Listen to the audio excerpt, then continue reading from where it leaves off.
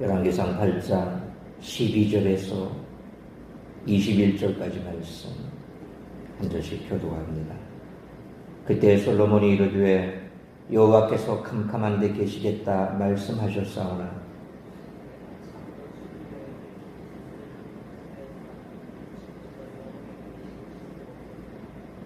얼굴을 돌이켜 이스라엘의 온 회중을 위하여 축복하니 그때 이스라엘의 온 회중이 서 있더라.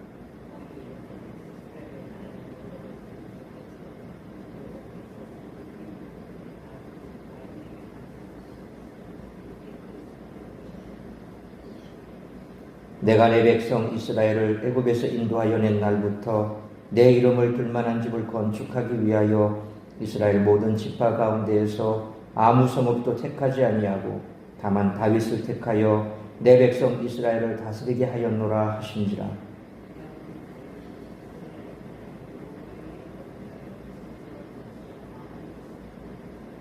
여호와께서 내 아버지 다윗에게 이르시되 내가 내 이름을 위하여 성전을 건축할 마음이 있으니 이 마음이 내게 있는 것이 좋도다.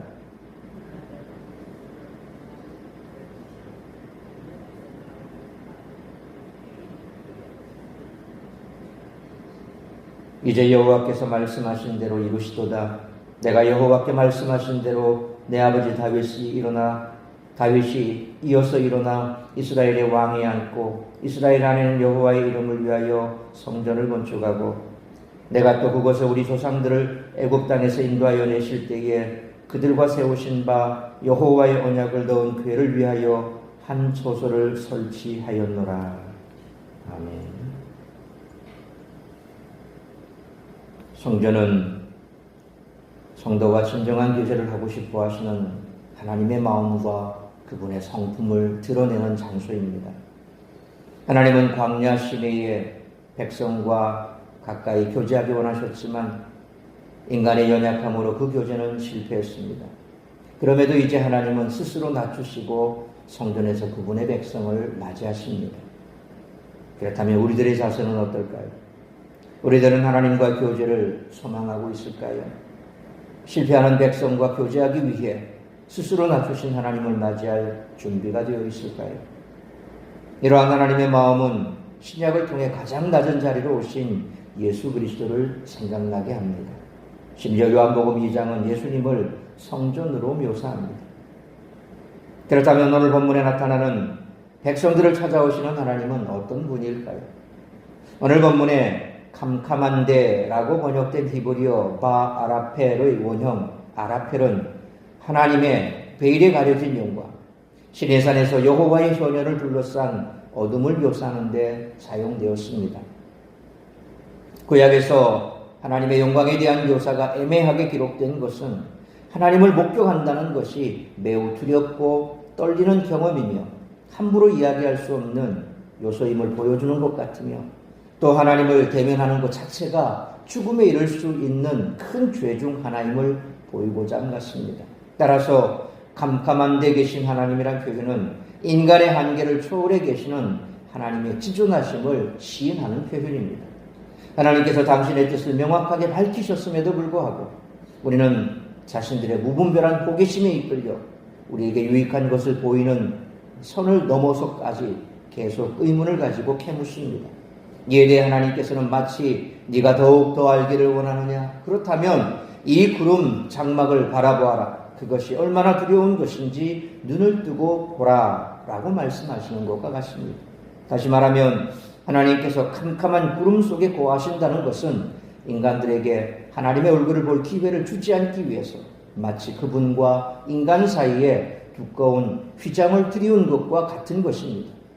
그러므로 우리는 하나님께 우리에게 말씀해 주신 것을 아는 것만으로 만족하게 여기시되 비록 지금은 우리가 이해할 수 없으나 결국에는 그 나머지까지도 깨닫게 될 완전한 계시의 그날을 기다리며 사는 하나님의 신실한 제자들이 되기 위해 노력을 기울여야 한다는 것이죠. 그런데 앞에 12절에서 제한받을 수 없는 하나님의 초월성과 지존하심을 고백했는데 13절에 와서는 그런 하나님을 성전이라고 하는 한 장소에 제한시킬 수 있는지 의문이 생기게 됩니다.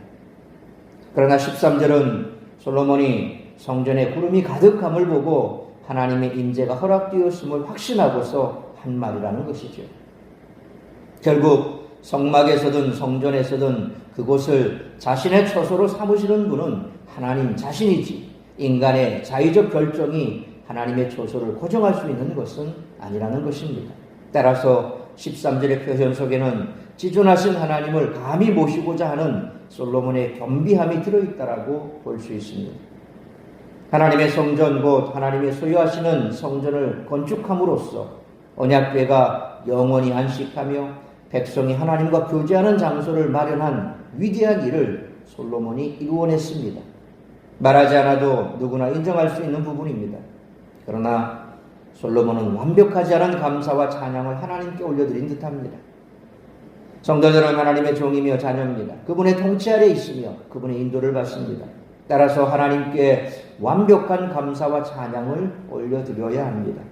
솔로몬이 아예 하나님을 찬양하거나 감사하지 않은 것은 아닙니다.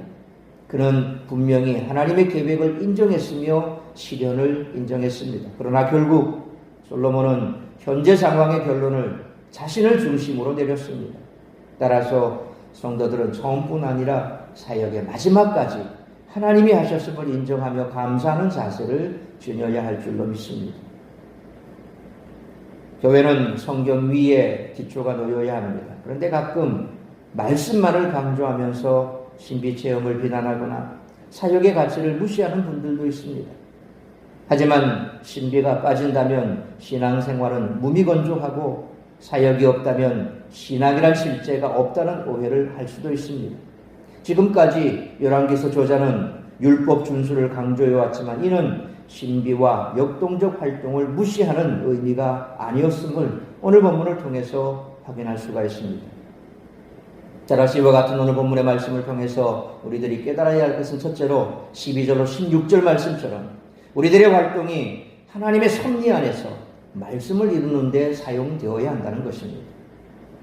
솔로몬은 12절로 13절 말씀처럼 하나님의 영광 앞에서 성전을 바치는 봉헌 기도를 드리는데 그 내용은 또한 성전의 의미를 드러내고 있습니다.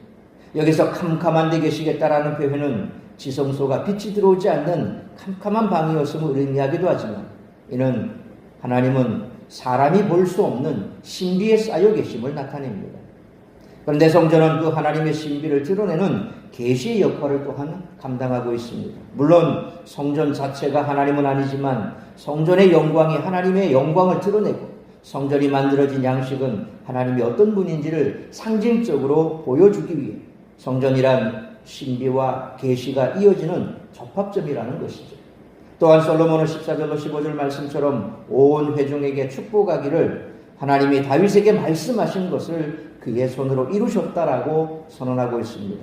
분명 성전은 솔로몬과 이스라엘 주로 사람들의 손에 의해 만들어졌지만 그 모든 과정이 하나님의 섭리 안에서 말씀을 이루는 데 사용되었습니다. 성전을 건축하는 사역을 통해 확증된 말씀은 사무엘하 7장과 16절 말씀처럼 하나님이 다윗을 택하셔서 영원한 이스라엘의 왕조를 세우신다는 언약이었습니다. 이처럼 성전은 하나님의 신비와 그 신비를 드러내는 계시, 그 계시를 확증하는 인간의 사역이 융합되는 공간입니다. 그러므로 우리들이 교회 안팎에서 하는 모든 활동을 통해 하나님의 섭리 안에서 말씀을 이루는 데 사용되도록 항상 성령의 인도하심을 구하는 우리 모두가 되시기를 축원합니다. 두 번째로 17절로 21절 말씀처럼 다윗에게 주신 언약은 예수님에 의해 영원한 언약으로 갱신되었다는 것입니다. 다윗이 하나님으로부터 영원한 왕조에 대한 언약을 받을 수 있었던 이유는 17절 말씀처럼 그가 이스라엘의 하나님 여호와의 이름을 위해 성전을 건축할 마음을 가졌기 때문입니다. 하나님의 이름 곧 그 영광을 선포하기 원했던 다윗의 마음이 18절 말씀처럼 하나님이 보시기에 좋았기에 다윗은 그 영원한 언약의 수혜자가 될 수 있었습니다. 그러나 19절 말씀처럼 다윗이 성전을 건축하지 못하고 그 아들 솔로몬이 건축하게 된 것은 전적으로 하나님의 뜻이었습니다. 이를 통해 다윗의 왕위는 그 한 사람에게만 머물러 있지 않고 대대로 이어졌고 솔로몬이 성전을 건축한 것은 20절 말씀처럼 다윗의 아들들이 영원히 하나님의 영광을 선포하는 이스라엘의 왕이 될 것을 보여주는 일이었습니다. 솔로몬은 21절 말씀처럼 성전의 핵심이 언약궤임을 정확히 알고 있었습니다. 하나님과의 언약이 유지되면 이 성전은 계속 유지될 것이고, 만약 그 언약이 깨지면 성전도 무너질 것입니다. 그래서 결국 솔로몬이 건축한 성전은 하나님과의 언약을 파기한 이스라엘 백성으로 말미암아 바벨론에 의해서 다 회파되지 않습니까? 언약이 깨지면 성전도 무너진다는 것입니다. 다윗 언약은 이스라엘의 불순종과 바벨론의 침공에 의해 깨진 것처럼 보였지만 영원한 다윗의 자손으로 오신 예수 그리스도에 의해 회복되었고 성전은 성도들의 공동체로 거듭난 것입니다. 결국 예수님께서도 베드로가 그처럼 예루살렘 걸을 때 이 성전을 보십시오. 얼마나 화려하고 멋집니까? 라고 얘기했을 때 돌 위에 돈 하나도 남지 않고 다 무너지더라. 예수님 그렇게 말씀하셨습니다. 그러나 예수님께서 그렇게 무너진 성전이 아니라 예수님 자체가 성전이 되셔서 이제 우리와 영원한 언약을 맺으시고 우리와 함께 하시기에 눈에 보이는 성전이 아니라 예수 그리스도를 성전으로 삼는 주님의 공동체, 우리가 바로 한 사람 한 사람이 성전이 되고 또 모여있는 우리가 주의 성전이 된다는 것이요. 그것이 교회라는 것입니다. 그러므로 하나님이 다윗에게 주신 언약은 폐기되지 않고 예수님에 의해 영원한 언약으로 갱신되었기에 지금 우리가 그 영원한 언약 가운데 하나님을 만나고 말씀을 따라 섬기고 있음에 항상 감사하며 살아가는 우리 모두가 되시기를 축원합니다. 사랑하는 성도 여러분, 하나님의 뜻은 성경 말씀을 통해 우리에게 주어지고 영적 신비와 사역을 통해 확고하게 세워집니다. 결국 신앙생활이란 지적인 말씀과 영적인 신비를 우리의 삶으로 나타내는 것입니다. 교회의 사명은 하나님의 계시와 신비, 인간의 사역이 하나가 되어 하나님의 영광을 드러내는 것입니다. 그래서 교회 안에서 한 사람 한 사람 말씀 붙들고 또 그들이 하는 그 사역 가운데서 하나님의 섭리 가운데 그 말씀이 이루어지는 놀라운 신비를 체험하는 것이 중요한 것입니다. 신앙생활은 그저 무미건조한 것이 아닙니다. 역동적입니다. 하나님의 살아계심이 내 삶 속에서 말씀하신 그 말씀이 내 삶 속에서 이루어지는 것을 체험하며 살아야 그것이 참된 신앙입니다. 그것을 체험하기 위해서 우리가 사역의 길을 가야 된다는 것입니다. 주께서 내게 맡겨주신 사명을 감당하라는 것입니다. 아무런 사명 감당하는 것도 없고 아무런 사역도 없이 그저 무미건조하게 교회만 왔다 갔다 한다고 우리의 신앙이 성숙해지는 것은 아닙니다. 반드시 신앙의 성숙은 이처럼 하나님께서 나와 함께 하신다는 것이 삶으로 드러나는 사역 속에서 나타나야 된다는 것입니다. 그래서 우리가 힘써 주의 일을 감당하라는 것입니다. 이것은 나이를 초월합니다. 성별을 초월합니다. 지위고하를 초월합니다.